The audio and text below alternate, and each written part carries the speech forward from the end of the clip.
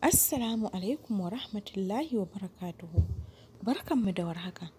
Barkanmu da sake kasancewa da ku a cikin littafinmu mai suna Zinatu, wallafar Kunmimi. Ni Hafsat Idris mai gwanjo nake karanto muku. Yau Hajara da ƙarfin gwiwar amfani da maganin boka ta tashi. Haka Kubura ta bugo mata, ta daɗa jaddada mata. Wanke-wanke take, yau wajen sati ɗaya bata leƙa kicin ba sai yau ta tashi ta je ta dafa wata indomi guda 2 da kwai ta barbaɗe shi da magani duka. Dainin ta je ta aje ta koma kan kujera ta zauna. Haidar ne ya fito da shirin shi na fita aiki da yake yau Monday. Tarassa ta yi, ya Haidar ga breakfast nan na yi maka. Da mamaki ya kalle ta, ya san bata saba ba. Ganin ta tsare shi da ido ya sa ya je kan dainin ɗin ya haɗa ti ya kurɓa. Hajara tana tsaye kansa tsegege. Ya Haidar ka ci indomi ɗin mana. Aikin san indomi ba ci mata ba ce, kawai ki cinye na gode.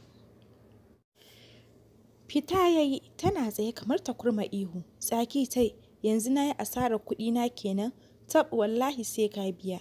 Da sauri ta bi shi kamar ba mai ciki ba. Gida ta kwala mai, har ya buɗe mota ya tsaya ta ƙarasa, ka bani kuɗi zan sai abu. Ya ce wani irin abu? Tsaki tai ta ɗaga murya. Malam, in ba za ka ban ba ka gaya min. Ganin mai gadi ya leƙo ta ɗakinsa ya sa ya zaro 1000 ya bata. Shigewa ya mota ya ja. Buɗe baki ta bi shi da kallo. Na dai yi asarar maganin boka. Basarwa ta shiga ciki.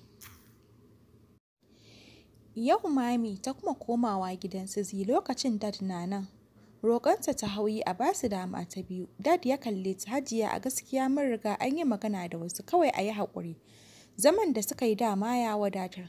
Allah ya haɗa kowa da rabansa. Bayan da ta iya haka ta koma gida cike da jimami. Zaune take ta yi jigum. Hajara ta shigo. Hajiya ga kayana nan na kasa wankewa ki wanke mini. Saboda bana ba wa mai wanki kayan bacci na. Mamaki ƙarar Hajiya ta yi. Ta ɗago ta kalli Hajara. Yanzu dan baki da ta da ni ce zan miki wanki? Hajiya to me a ciki, na ga cikin ɗanki gare ni. Mari Hajiya ta kai wa Hajara, ihu ta saka. Wallahi akan Haidar zan fanshi.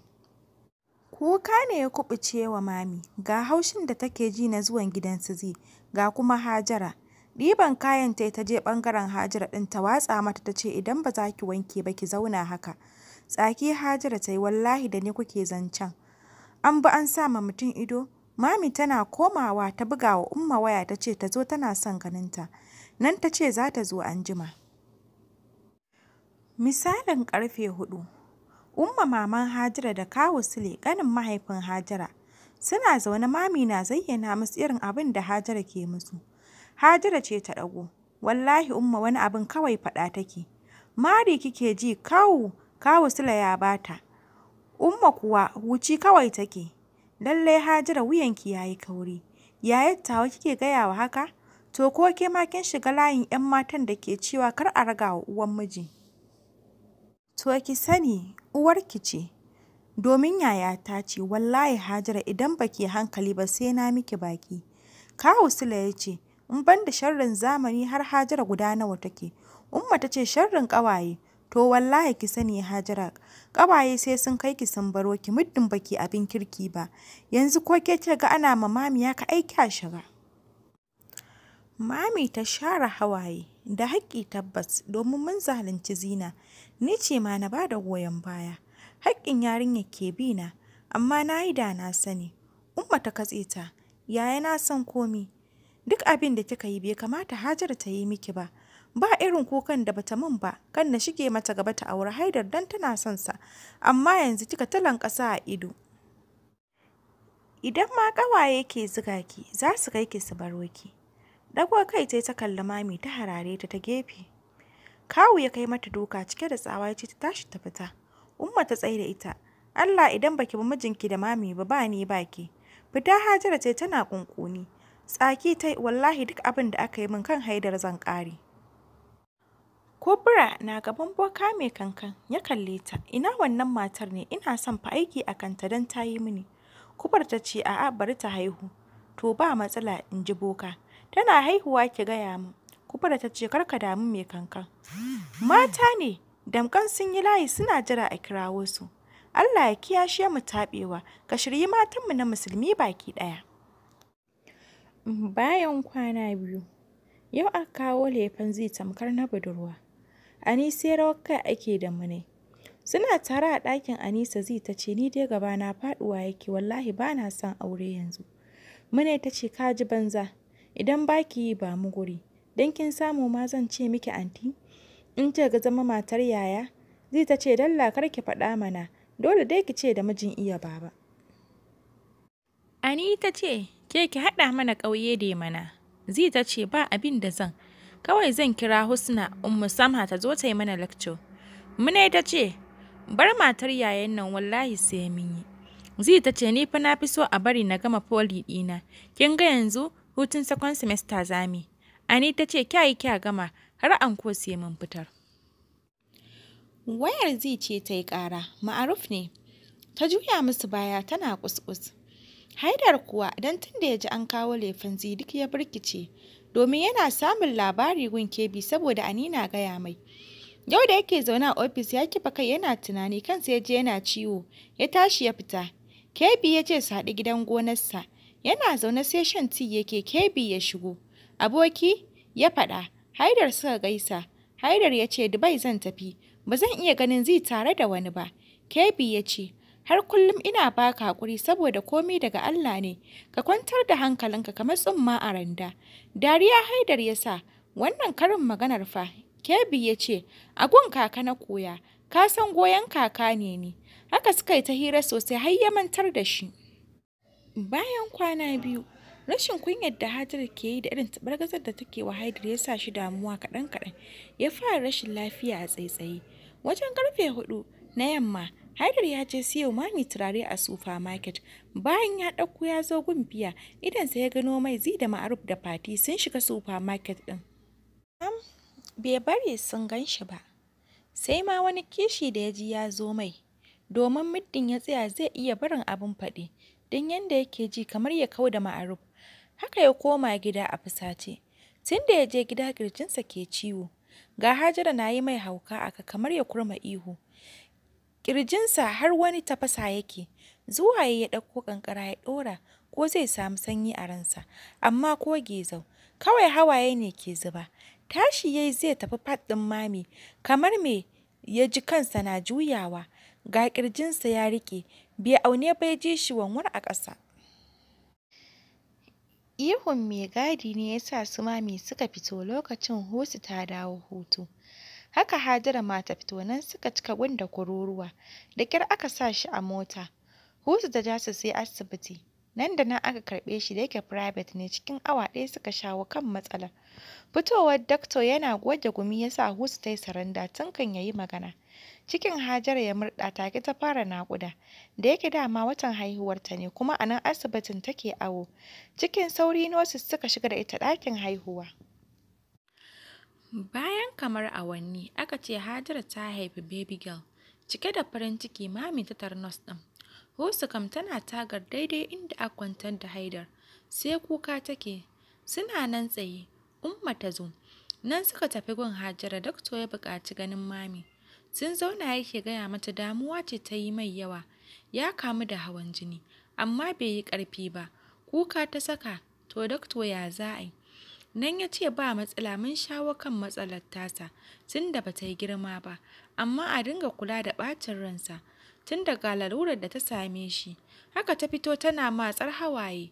Nan Husu ta tare ta suna kuka. Husu duk ni ce silar saka Haidar cikin matsala. Tabbas na san da matsalar Hajara. Gashi ya ƙwallafa rai gazi. Husu ta ce mami sai haƙuri. Daidai lokacin aka fito da Hajara aka yi ɗakin hutu da ita.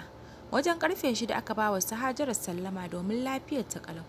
Suka tafi ita da Umma, direct gidansu aka wuce da ita saboda babu damar da za ta zauna a nan, tun da larurar da ta samu Haidar. Shi kama Haidar sai karfe 8 na dare ya farka duk ya yi zuru-zuru.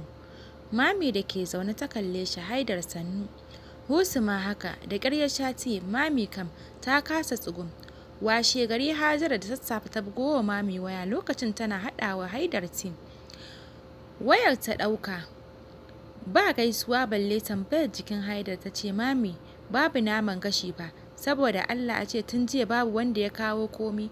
Mami ta ce to rasa kunya har bakin naki ya buɗe. Kin san dai halin da mijinki ke ciki kuma ina wajensa. Haba ki rinka alkunya mana. Taɓa baki Hajara ta yi ta kashe wayar. Bayan kwana 2 da haihuwar Hajara, Mami ta sa aka kai mata duk abin bukata. Can ma sai da suka faɗa da Husu domin suna kaiwa Hajara ta ture kayan ta ce ba su yi ba. Da yake Husu ba ta ƙyalit ta ce kar ta ɗauka ɗin. Yau kwanan Haidar 3 ya fara dawowa normal.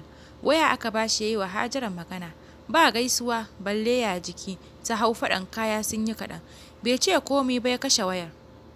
Haka dai Hajara ta yi ta rashin mutunci Kubra na zuga ta. Ƙarshe ma cewa ta ba za ta shayar da 'yar batun da mami ba ta ƙaunarta har Haidar ɗin. Sai da aka yi ruwa rana sannan ta ce sai an ba ta kuɗin shayarwa. Ran Umma ya ɓaci ta yi mata duka babanta kam cewa zai sallame ta duk da jegon da take. Ranar suna kuwa yarinya ta ci suna Aisha an yanka mata raguna 2. Duk gudunmawar da ta samu haka ta bawa Kubra ta ce ta je gun boka a yi mata aiki kan Haidar da mami. Umma addu'a kawai take wa Hajara. Satin Haidar 2 Allah ya sa ya warke. Kebi ne ya je ya ɗauke shi suka koma gida. Yana son sanar mishi bikin zai ya rage sauran sati 3 amma ya ƙi gaya mai saboda ciwonsa.